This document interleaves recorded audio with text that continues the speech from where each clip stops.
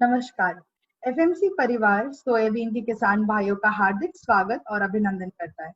मैं Anupriya Tigga, area marketing manager का दायित्व इंदौर से मध्य प्रदेश में निभा रही हूँ और आप सभी किसान भाइयों का सोयाबीन की इस कृषि संगोष्ठी में स्वागत करती हूँ। शुरुआत करने के पहले मैं आपको, जैसे कि हम सभी जानते हैं, कोविड-19 का दौर चल रहा है, कुछ सावधानियों के बारे में याद दिलाना चाहूंगी।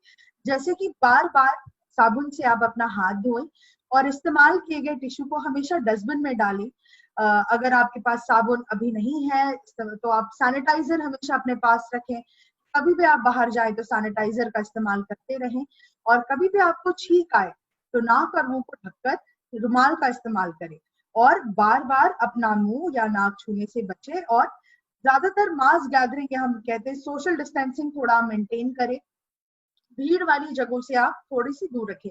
सारी सावधानियों को आपको याद दिलाना मेरा दायित्व है और मैं आशा करती हूँ कि आप सभी सुरक्षित और स्वस्थ हैं। तो किसान भाइयों, शुरुआत करने के पहले मैं अपनी कंपनी का थोड़ा परिचय आपको दिलाना चाहूंगी। एफएमसी की अगर हम बात करते हैं तो ये 136 वर्ष की युवा कंपनी है। विश्व की 5वीं सबसे बड़ी कंपनी है। भारत में दूसरे नंबर में आती है और 7,000 से भी ज्यादा कर्मचारी हैं। 26 उत्पादन व विनिर्माण सुविधाएं हैं और 23 अनुसंधान केंद्र हैं, जिसमें लगभग हम देखेंगे 25 करोड़ से भी ज्यादा अनुसंधान में वार्षिक खर्च है। इसका मतलब हर साल एफएमसी आपकी परेशानियों के लिए नए उत्पाद लाने में लगी है और 30,000 करोड़ का सालाना कारोबार है और 2018 में सबसे बेहतर एग्रो अवार्ड से सम्मानित भी किया गया है। तो किसान भाइयों, सोयाबीन की हम चर्चा करेंगे। तो शुरुआत में अगर हम देखते हैं, सोयाबीन भारतवर्ष की एक मुख्य तिलहनी फसल है जो क्षेत्रफल की दृष्टि से विश्व के चौथे स्थान पर एवं उत्पादन में 5वें स्थान पर है, परंतु उत्पादकता विश्व की 1/3 है, जिसे बढ़ाने जाने की जरूरत है। सोयाबीन की अगर हम देखते हैं, पूरे भारतवर्ष में जो खेती होती है, जो मुख्य राज्य है हमारे मध्य प्रदेश, महाराष्ट्र और राजस्थान, इन 3 राज्यों में सबसे ज्यादा सोयाबीन की खेती की जाती है। हम सोयाबीन की उत्पादकता कैसे बढ़ा सकते हैं? जो हमने अभी देखा, भारत जो विश्व में अगर हम तुलना करें तो 1/3 है।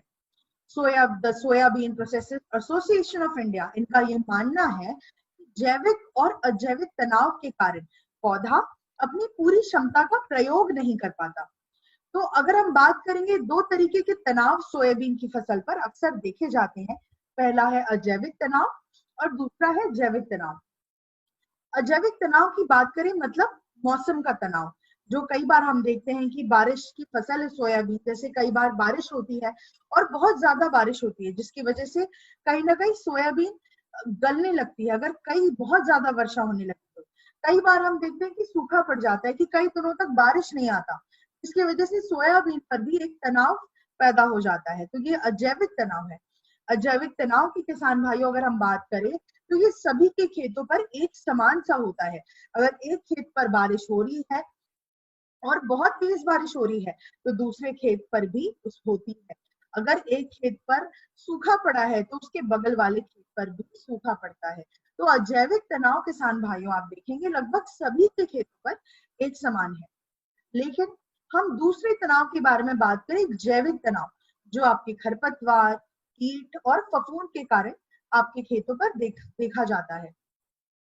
तो ये जैविक तनाव कहीं ना कहीं हर खेत पर अलग अलग होता है। एक खेत पर हो सकता है खरपतवार का बहुत ज्यादा तनाव है, लेकिन अगर बगल वाले खेत या उस किसान भाई ने सही समय पर सही चीज का इस्तेमाल किया है खरपतवारों के लिए, तो उस पर तनाव की कमी रहेगी। अगर एक खेत पर कीटों का बहुत ज्यादा तनाव है और बगल वाले खेत के किसान भाई ने सही उत्पाद सही समय सही तरीके से इस्तेमाल किया, तो उस पर उसके जैविक तनाव में भी कमी है।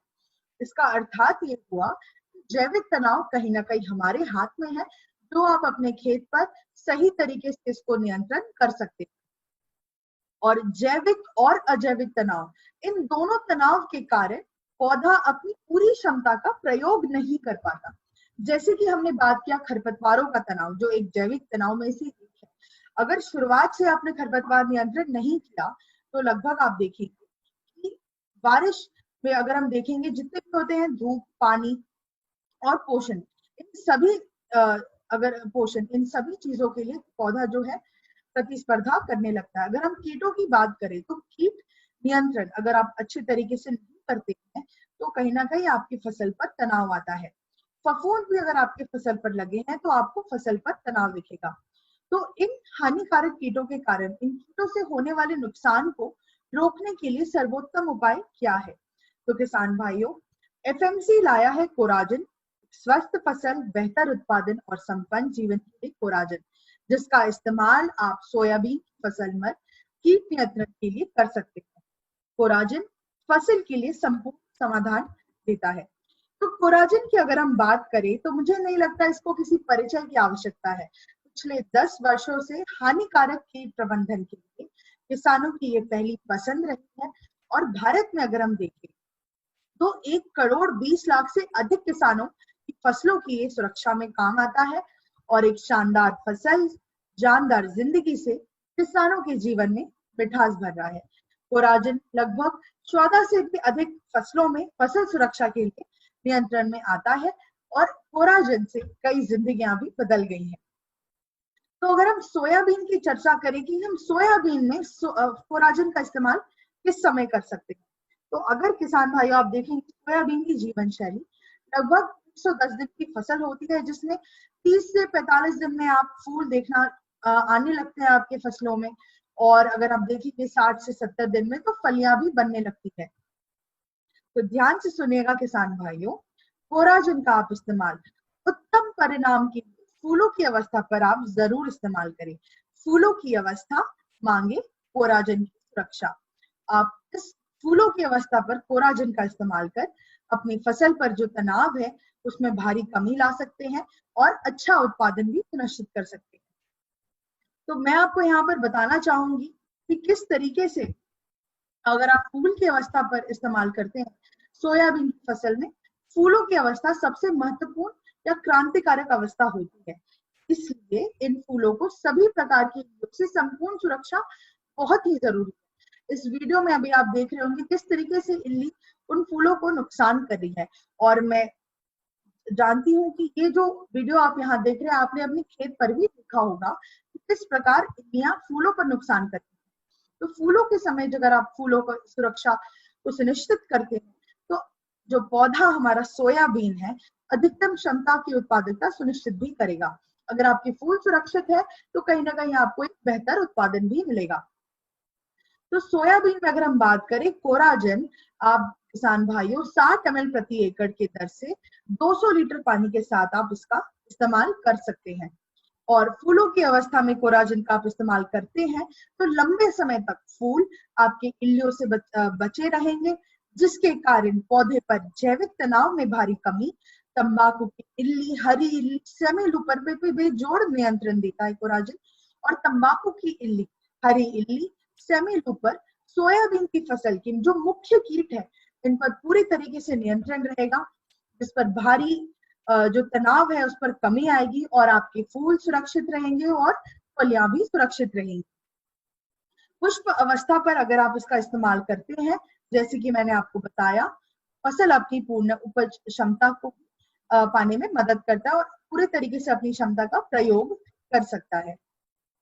और कोराजन के काम करने का एक अनोखा तरीका है किसान भाइयों, कीटों के प्रति बेहतर नियंत्रण सुनिश्चित करता है, जिनमें अन्य उपलब्ध कीटनाशकों के प्रति प्रतिरोधकता उत्पन्न हो चुकी है, जहां पर रेजिस्टेंस आ चुका है, उन कीटों पर भी ये पूरे अच्छे तरीके से काम करता है।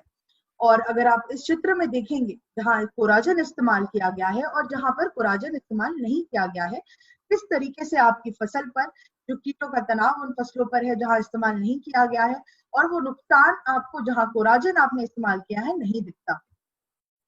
तो किस तरीके से कीटों पर ये काम करता है अगर हम देखेंगे तो जब आपने कोराजन अपनी फसल पर डाला फूलों की अवस्था में, तो कोराजन जो है जिसमें हम बात करते हैं सक्रिय घातक रैनाक्सी पर, एक नई श्रेणी एंथ्रेलिक डायमाइड का रसायन है जो कीटों के मांसपेशियों जो राइनोडाइन रिसेप्टर पर काम करता है, जो कि कैल्शियम आयन मुक्त करने की सक्रियता लाता है, जिससे कीट जो है लकवाग्रस्त हो जाते हैं, जिस वजह से जो इल्लियां जो है सिर्फ 7 मिनट में ही खाना बंद कर देती है और उनको लकवा लग जाता है और फसल में जो नुकसान है वो तुरंत बंद हो जाती है। अगर हम बात करेंगे सोयाबीन में, जो एक बारिश की फसल है और जो उसपे कीट आते हैं, कई बार पत्तों के नीचे भी अंडे देते हैं। तो बेहतरीन अंतर प्रवाही एवं ट्रांसलैमिनर क्रिया होने के कारण कोराजन जो है पत्तों के आर पार चला जाता है और काम करता है, जिसकी वजह से अंडे से जब भी इडली बाहर निकलकर पत्तों को टच करती है वो मर जाती है और आपके जो पत्ते हैं पूरी तरीके से सुरक्षित रहते हैं।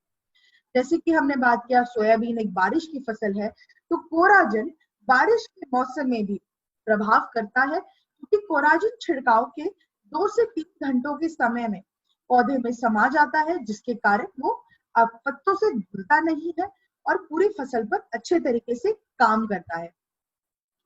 अगर हम बात करें कोराजन में, आप देखेंगे ये ग्रीन केमिस्ट्री है और तुलनात्मक रूप से पर्यावरण के लिए और हमारे मित्र कीट के लिए सुरक्षित है।